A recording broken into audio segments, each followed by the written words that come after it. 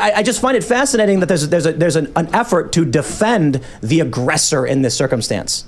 Right? Oh, so you're suggesting that the guys, even if the guys that were choking out weren't the ones being threatened, that they're still considered a victim because they stepped in to defend other people? Well, I'm saying outright that if you're on a train and there's a guy, you're on a train, you can't get off that train. You are trapped, yeah, right? I used to live in this area, by the way. I used to live in Flatbush. I used to take these trains every single day. I have seen this. I have seen this and worse. I have seen people in the middle of episodes where I was like, this person could potentially either harm themselves or harm me. It never crossed my mind that I need to choke them out to the point of potential death in order to protect everyone else on the train. I think you also have to be really, really careful. Sometimes you can get away with bullshitting life experience that you don't have, and then you can just say whatever. But you got to be really careful if you stumble onto the wrong issue when you say some retarded shit.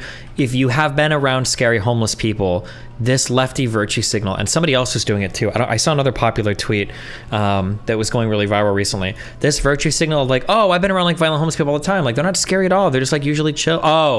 Oh no, the Majority Report. That lady, God, she's so stupid. Holy shit. This lady did it. I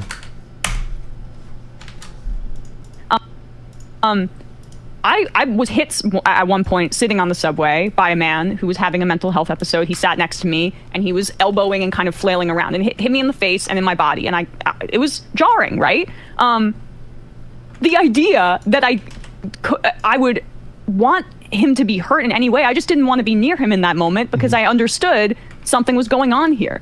Every one of us who's taken public transit has had this kind of situation, something similar happen, seeing someone struggling. That doesn't mean that our fear in that instance, and I was a little scared because I was hit. It's a problem. Like, it's people that need help. But like, my fear is not the primary object of like what we should be focusing on right now. It's the fact that this person is in pain. And so like the politics of dehumanization privileges the bourgeois kind of concern of people's like immediate discomfort in this narrow instance, as opposed to larger humanity and life. It's really freaking twisted. Yeah. You gotta, if you just don't have the experience, you gotta shut the fuck up, because this is gonna be the thing, this will be the issue that kills your liberal support in places like Seattle, in places like San Francisco, and in places like New York City, and in places like LA, right? A lot of really blue areas and blue states, maybe it's not a concern right now, but holy fuck. If you're in these areas where the homeless problem is intense and extreme and violent and scary, and it's not even just the US. I've seen crazy motherfuckers in Toronto. I've seen really crazy motherfuckers in Vancouver. The homeless problem is very, very, very scary for people that are around these people. And if you don't live in these cities, if you don't walk in these areas, if you don't like do things like this, like if you're not in those areas, you should probably just shut the fuck up. You probably just shouldn't say anything at all. You just need to shut the fuck up. That's it. Yeah, this type of rhetoric, like anybody that's lived in these cities is going to look at you like you're fucking insane. Like you're fucking insane to act like, oh, it's just whatever, you know?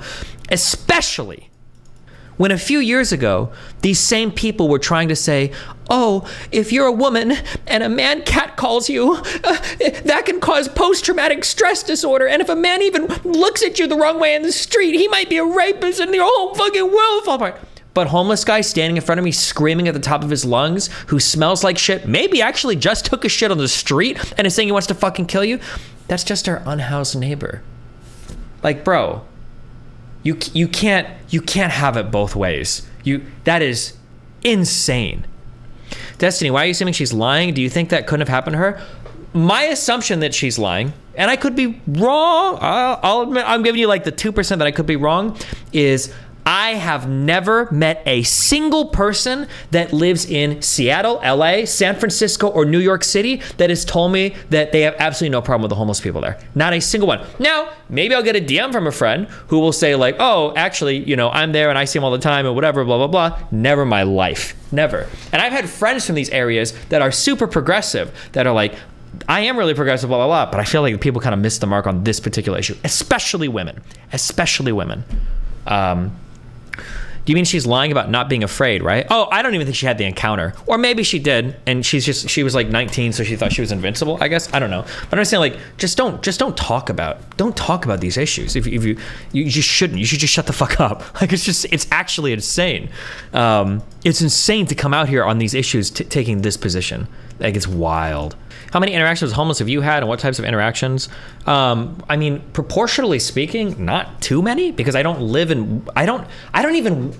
even in these areas frequently, but I've had quite a few crazy interactions. So in Austin, off of 6th Street and on 6th Street, I've seen lots of homeless people. The last time me and Melina were there, we saw a dude that was taking a shit in the street, who was a little bit scary because when we walked by him, it seemed like he was trying to talk to us, but we didn't pay much attention. We walked by. The time I was in Austin before that, there's a part off of 6th Street where there's just like a homeless encampment area where there's like a ton of people, broken bottles, glasses, needles on the ground. I don't know what the fuck was going on in that area. Those are 2 experiences in Austin. When I was in Toronto, I think twice when I've been there, 2 different times, I think with V, we were walking down the street and there'd be a random dude screaming at us at the top of his lungs. I didn't know if we were about to get fucking murdered, but it was just a crazy guy screaming. So that was in Toronto, in Vancouver, and even in Gastown, which I don't even think is necessarily that bad of an area. When I was in Arianina, ran into crazy screaming people. Here in Miami, there was the story with Dan. Remember where there was the one guy that Dan tried to use the Russian accent on, who like was at our table, like shouting at us, like he was about to start killing us. In LA, West Hollywood, I've had screaming crazy homeless people. On Venice Beach, me and another friend saw a guy pissing on the beach and then just like laying around and rolling in it. I don't know what he was doing. This is aside from like all of the homeless encampments and all of that. What else? Where else? In Seattle? Holy shit. Bro, I don't know what it is about Seattle. I could be crazy, but you could be walking in a nice area, like in a downtown area, and then you take a turn and all of a sudden you're in like fucking Shank Alley. And there's, I guess I haven't anybody scream at me in Seattle before or anything crazy like that, to be fair. Just very like spooky area looking places. What else? What other cities? Miami, not too much, but my parents live like in like Homestead, so I'm like in the boonies there. Yeah, I don't know. I haven't even spent that much time in cities. I don't live in cities. When I talk about kids in the suburbs, I should shut the fuck up. That's kind of me. I don't even really live in the cities so much. And in the limited time that I've spent in cities, I've seen fucking insane shit, and I don't even fucking live there. I would say, San Francisco. Holy, San Francisco is the inside Starbucks and 2 homeless guys out front screaming at everybody that walked out of the fucking store. They were outside of a Starbucks. They were just one guy. To be fair, one guy was just asking for money, and the other guy, I don't know if he was getting into fights with people because somebody was saying something to him. I haven't spent as much time in San Francisco, but I hear really crazy things about San Francisco. But I don't even spend much time in cities. I am the suburb kid. I stay in my apartment all day, and the little bit of time that I've spent in cities, even I've had insane experiences. I can't imagine people that live there. I can't imagine people that live there full time. So yeah, I don't know. The fact that people just say like, oh, it's not a big deal is, I don't know, man. Jesus Christ.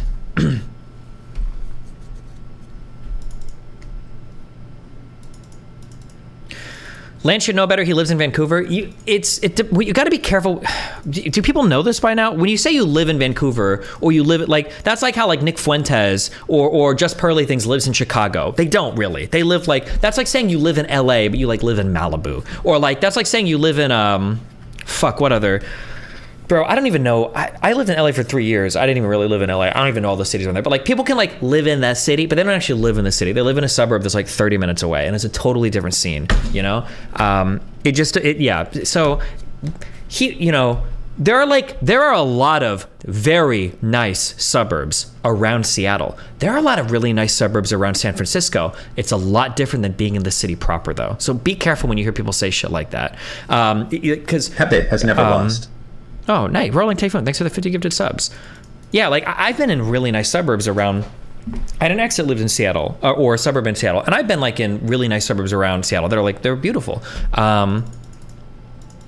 Vancouver is not sprawling. If you live in Vancouver, you know about the homeless problem. Sure, but some parts of Vancouver are worse than others, right? You've got like the famous East Hastings area that sucks.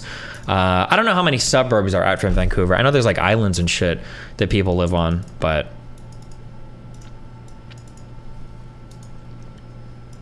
that never even entered my mind. So that's why I'm asking you, do you have specific footage of him threatening the very people who subdued and ended up killing him? But I live in Toronto. I agree you run into homeless people a lot, but I wouldn't say any are a serious threat to my safety. It's just annoying more than anything.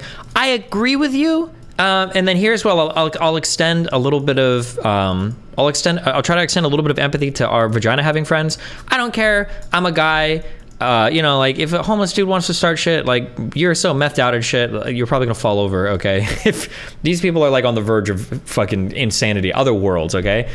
But like if you were like a 105-pound, you know, 5'4" woman and you're walking down the street and some dude starts screaming at you, I feel like it would be a significantly more scary situation. I think it would be really, really, really scary. That would be my guess. And I don't know, maybe women don't give a fuck either, but like, yeah, like realistically, have I ever felt unsafe?